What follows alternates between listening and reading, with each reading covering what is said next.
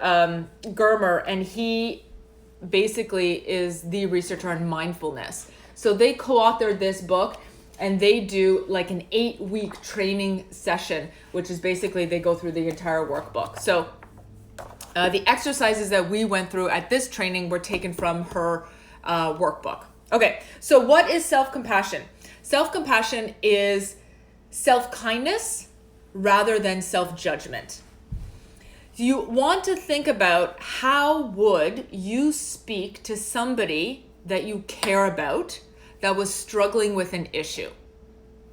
So write down on a piece of paper how you would speak to somebody that you care about if they were struggling with an issue. Think about what your tone of voice would be. Think about what you would say, how you would say it.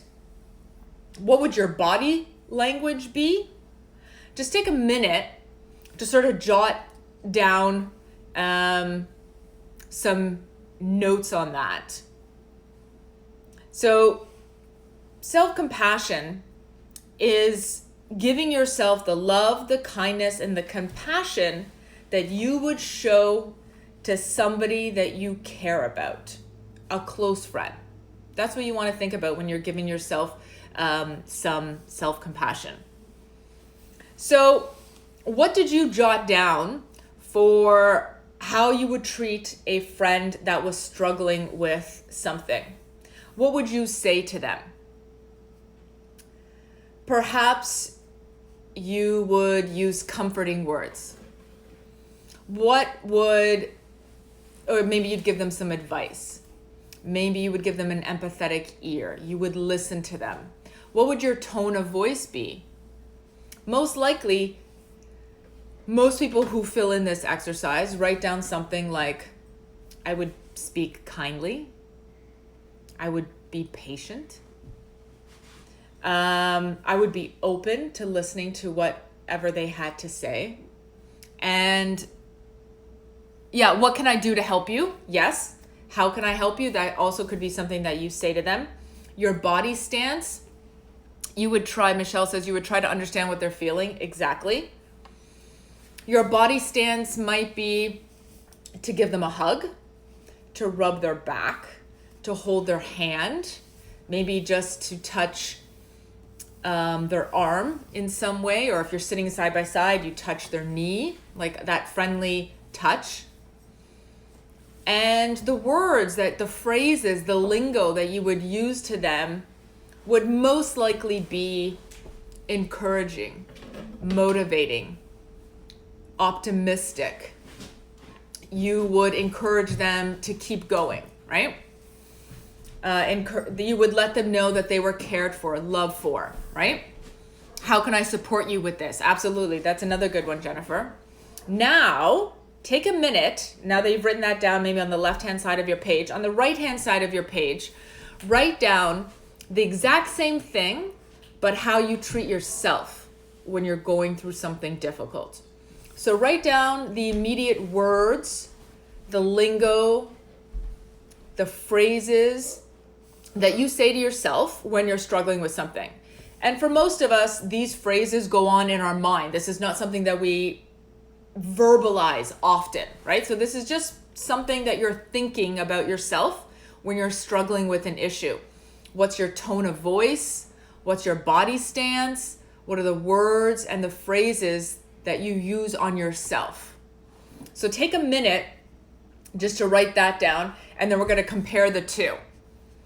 And then I'll tell you what 87% of people who have been studied say about themselves.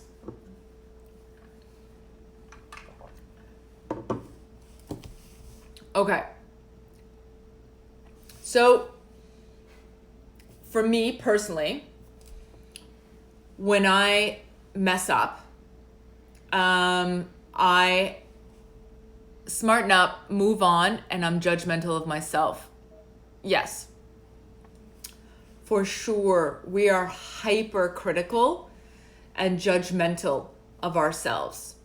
the tone of voice that we use on ourselves, if we were to use that on a friend, we would have no friends.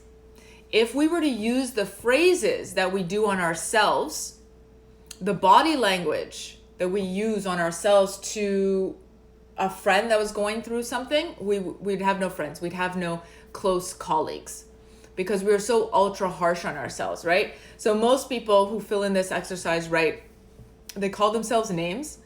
You're so stupid. You're such a loser. Why'd you do that? You messed up. We catastrophize these things, meaning we blow them up and make them bigger than they actually are. And it creates like a domino effect. So you messed up now and you think now everything else is going to be messed up. So many of my students do this. They mess up one test, one writing assignment, and they think, that's it. That's it. I'm going to fail the course. My GPA is going to crash. I'm going to flunk out of university. And this is often something we think at work when we're working on a new project, a new assignment, or we've just landed a new job or a new promotion. The very first thing that we don't nail perfectly, we think, oh my gosh, that's it. I'm getting fired. Now they're going to find out that I don't know what I'm talking about.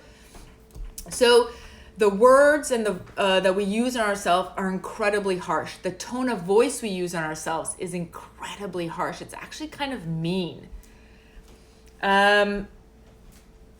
The body language even is sort of like hunched over. So what are the patterns of difference that you have found for yourself? What are the patterns of difference that you have found for yourself? 87% of people say that they are kinder to their friends than they are to themselves.